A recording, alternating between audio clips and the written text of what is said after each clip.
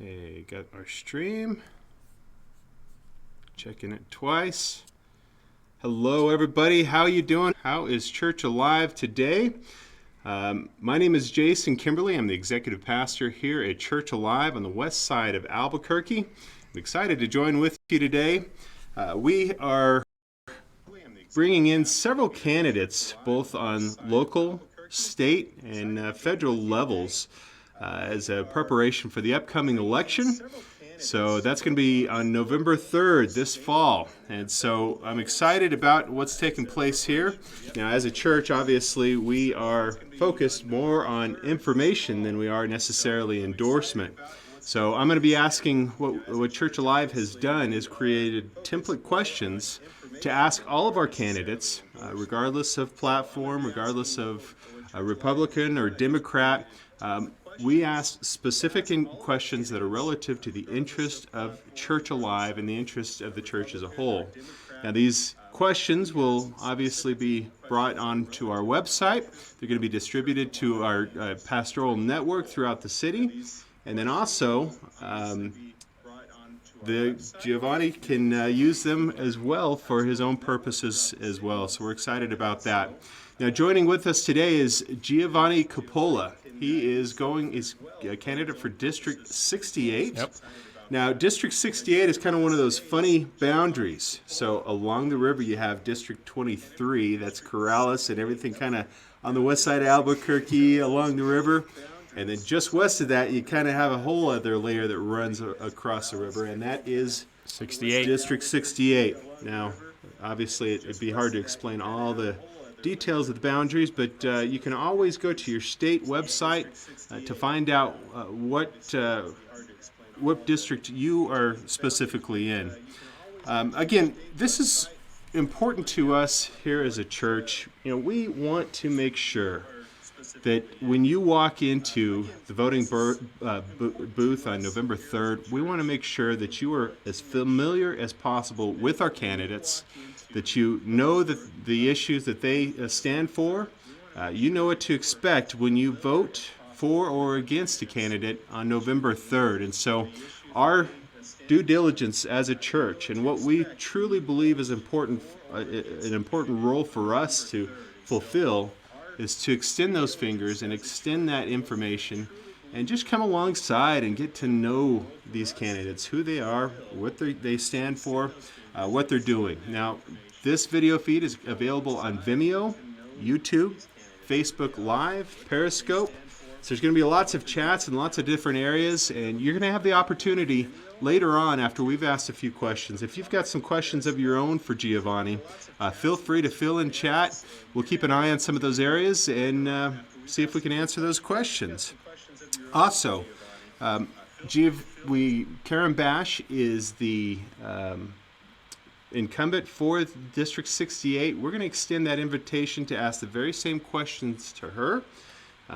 So she's going to have the opportunity to, with the template questions that we've created, to come in, and we'll extend that invitation by phone and email just to make sure that everyone representing a candidacy for District 68 has a fair shot to answer these questions. So, Giovanni, welcome to awesome. here with Thank us. you. I'm glad that you've joined with us. Yeah. Now, I know that on a personal level, your extended family comes from a long line of service in our military, long line of entrepreneurs, Yep.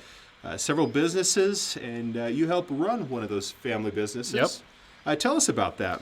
Well, Jason, I appreciate you having me here. Thank you so much. Thank you for giving me the opportunity to talk to the voters and your church followers. And, like you said, my family has a long history of service. My grandfather is a Korean War veteran.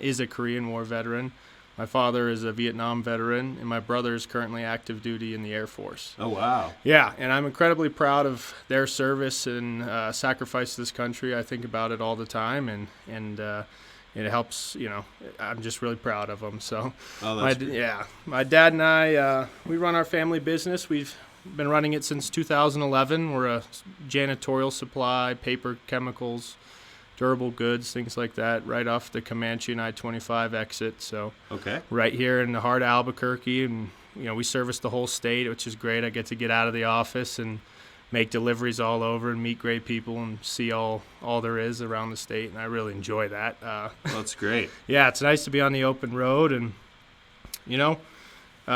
really just enjoyed that. I've learned a lot from my father and from our family, and every day is a fun day. I'm really proud of that. So. Oh, that's great. Yeah. I think you'll probably be endeared to our senior pastor. His father was fought in the Korean War as well. Great. So I'm sure he's got that connection with you. There you go. Sure. Yeah. By the way, congratulations. I understand that you're engaged. Mm-hmm. You were sharing before we hit record that coronavirus has hit and kind of altered some things, but nonetheless, congratulations. Thank you. We just recently got engaged. Sarah's an incredible woman. She's the reason really I am who I am, and I'm able to stand up here and do all these things. I love her very much. We were hoping to get married here in the next few weeks, but plans change, so you got to roll with it, and we'll make adjustments and we'll get it done. So we're excited. Absolutely. You never get this phase of life back, so you just get to enjoy extend this phase of life for a while anyway. Mm-hmm. Now, my wife is a Sarah, so I can Good tell name. you I'm a little partial to the Sarahs. So, her Sarah, congratulations. I'm sure that you'll be watching this. Big fan. I'm a Sarah fan all across the board. Just very endeared to that. So congratulations as well. Thank on you. that end. Thank you so much.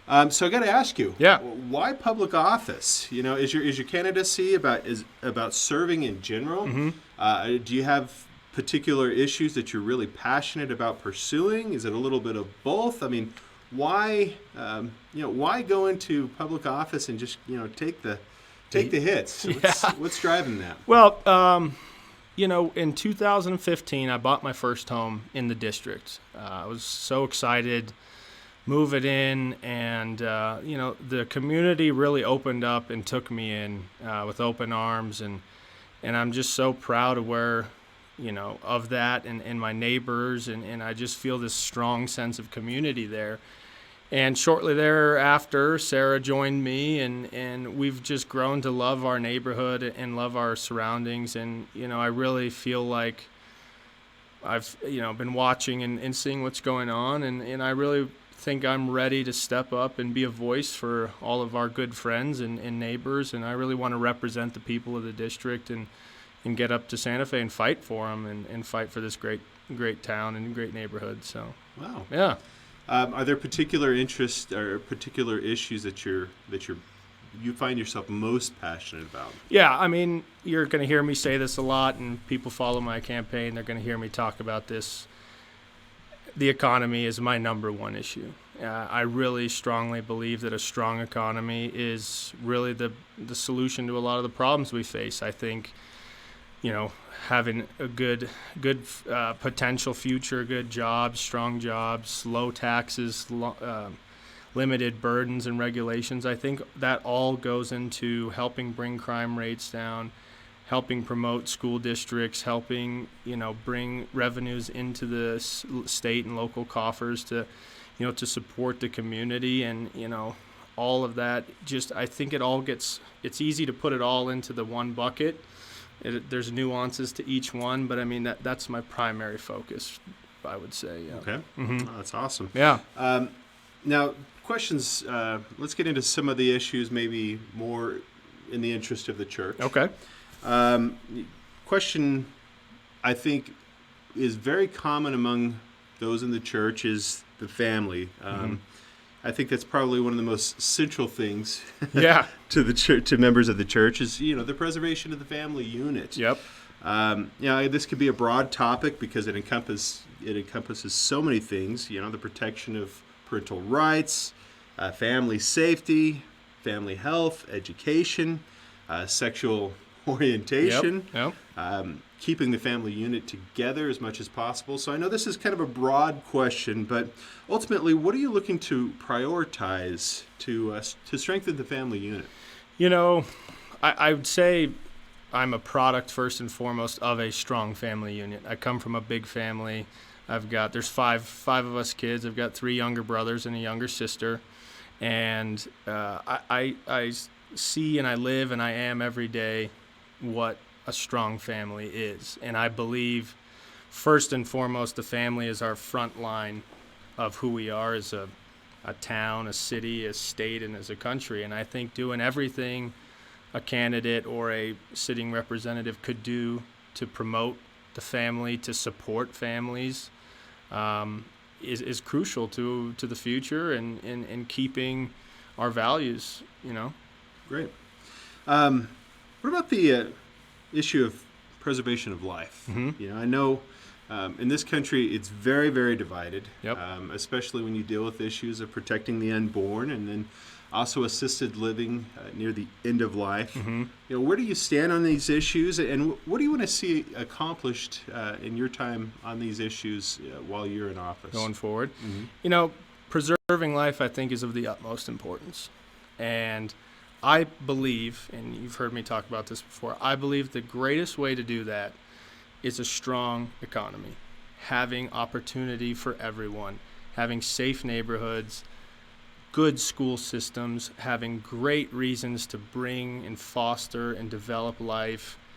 It's so crucial, and I really believe that is the best way to get, the problem and the issue to promote life. I really believe that. So in the sense of if you strengthen the home financially, they're not under as much pressure to... Yeah. Okay. You're given reason, to try and limit any doubt. Really, is the first thing I think that can be incredibly successful. Giving everybody a reason to say, "Wow, this is a great place, a great environment. I can't wait to raise kids in this environment. They have a bright future, looking forward." And this is kind of going back to the family unit issue. We see a lot of our young kids leaving the state. A lot of my friends have left after high school, after college, and I think if you knew that it was a great place to live and stay and work, I think that'd be one of the first steps to take to really solidify that issue and make it a non-issue. Okay. Yeah. Well, that's great. In addition, one issue that kind of seems to just hide underneath that surface a little bit, it's one that's not really talked about. The issue of human trafficking, pedophilia, sex trafficking. For a long time, I always assumed that human trafficking, I thought that was something that took place on the other side of the ocean, and I knew that it took place, but it wasn't taking place in my backyard. But recent news has unfolded. We're hearing things like the arrest of Jeffrey Epstein, Mm-hmm. everything with Epstein Island, trafficking networks like Nexium. So things are surfacing on federal levels. There's a lot of chatter in Hollywood. And now it's becoming evident that we need to start having these discussions, even if they're on the preliminary front of Mm-hmm. just getting the conversation started. Absolutely. But then even in Albuquerque, I know that Albuquerque has got a serious issue with crimes against children, which I know is a little bit broader than some of the issues that we've been talking about. But 2018 statistics are showing that we had 14,000 crimes against children just in Albuquerque alone, which is 6 times more than El Paso. Yeah. And then we've got the I-25, I-40 corridor, which opens up the door to so much. And so, have you given much thought to this issue? And if so, what are you convinced of, and what are you willing to pursue in this area? It's a tough question because I think, as you said, it's been bubbling under the surface, but it really has come forward recently. And it's not something people want to think about or talk about, but it's truly a horrible situation, and we need to figure out a way to get our wrapped around that issue and control it. I-25, I-40 corridor is an amazing corridor for economic reasons. It's also a problem area, and we as the legislature would, if I can get there, hopefully I can. We need to be looking at that, and we need to look at other places where you mentioned El Paso, for example, very comparable city as far as geographically, size of population. Let's go down and talk to them. What are they doing? Why are they seeing much less of this, and why are we seeing so much more of this? Getting together, talking, and not making this a one-side issue, left or right, and saying, look, we've got a problem here, and let's do what we need to do to fix it, I think is the approach that needs to go down there. That's great. Other questions? The free exercise clause of the First Amendment, which for those of you who may not be familiar, the free exercise clause of the First Amendment is our constitutional guarantee for religious freedom. Obviously, the First Amendment is a guarantee of freedom of speech. So, First Amendment, something that's extremely important to the interest of a church congregate. Mm-hmm. All that it encompasses, religious freedom, freedom of speech. Where do you stand on this? I think the founders were beyond their wisdom, beyond their time. I think they came as close as possible to writing a perfect document and perfect ideas. Nothing is ever perfect, and they left reason or ways in there to make changes if we ever saw fit. But the way they wrote that clause and many others like it are very straight, simple, to the point, and need to be respected.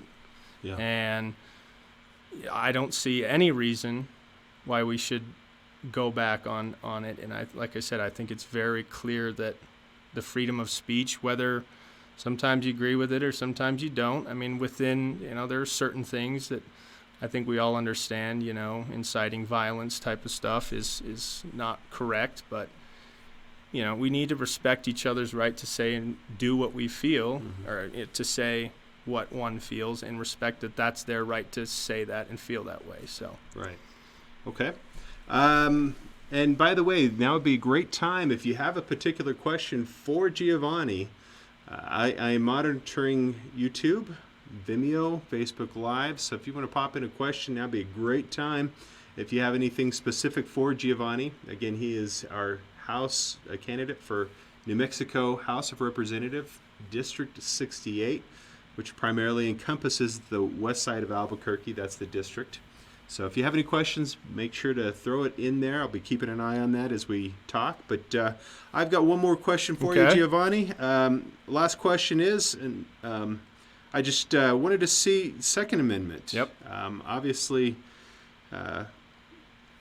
there are many who believe that the Second Amendment was designed to protect the First Amendment. Yep. So anything you'd like to share on that? Well, it goes back to really my previous point about, wisdom beyond their time. I'm a card-carrying, concealed carry member, have been for a long time. Learned at a very early age how to respect a firearm, the reasons to use it, the tools, the effectiveness of it, and the reasons to be cautious and careful. And I think firearms obviously have enormous consequences, and I think we should do more to educate from a young age to an old age of the privilege that comes with owning and bearing a firearm, and also the great responsibility that it takes to take care of it and to make sure you have it taken, and I think it's an easy one really when you get down to it, because it does help protect all those other rights. And as soon as you start infringing on one right, whether you agree with it or not, most people have one right in the Bill of Rights that they feel strongly about and wouldn't want infringed on. So, right. Let's all respect each other. And I think education is an incredible tool, and we should learn more about firearms. But there's no reason I see ever to infringe upon the Second Amendment right. Okay. Continue to monitor if anyone has any questions. But one last wrap-up question: yeah. How can we be in support and in prayer for you as you're going through this candidacy? What can we be? How can we be of support and just in engage in prayer specifically for you? Well, I really appreciate that. And prayer is a powerful thing, and I know times are tough right now, and things seem uncertain. And if anybody feels like they can reach out and support the campaign, I would greatly appreciate it. It would mean more than you would know. And if you do feel like that, you can go to my website. It's Coppola 4NM, the word FOR, and Jay post it, and we'll do that. But also, if you don't feel like just sending me an email and saying hello or asking me a question, reach out. Anything you feel is correct. I'm here, and I love talking to whoever, whenever, and I would appreciate just the good thoughts, the good spirits, and reach out if you have anything to say. Great. Yeah. So if you want to look at any more information, as Giovanni has shared, it's Coppola for Mexico.com. And also